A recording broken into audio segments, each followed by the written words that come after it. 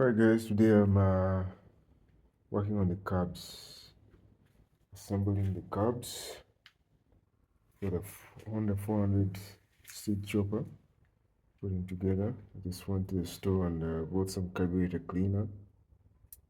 Yeah, this is a new brand. The one I've been using is different. It's a bigger bottle. But yeah, today putting together the cabs. Yeah, this is the shell of the cabs. There are two of them, of course, on the Honda Steed 400.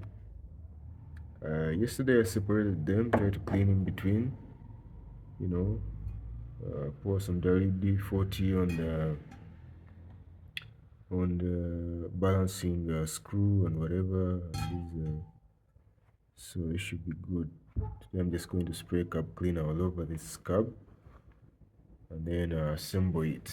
I have all new stuff over here, some new things, some new jets, some new whatever.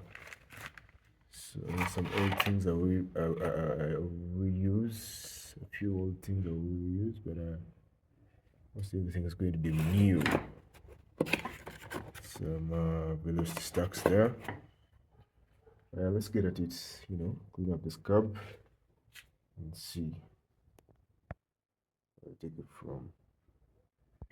Alright, I use some cab cleaner on the carburetor, sprayed around on it, but some of the dirt is very stubborn, so I soaked it overnight in some detergent and water. So I'm going to remove it.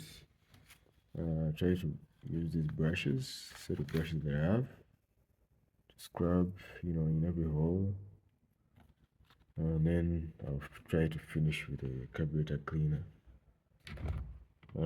This is acetone thinner inside here, so I just interchangeably use that and that. And then the areas where lubrication is needed, I'll use WD-40. Most especially the joints where the carburetor is separated, I need some WD-40. So yeah, let's go at it here. I'm going to bring it on the table, continue the cleanup, and then start installing the parts in it.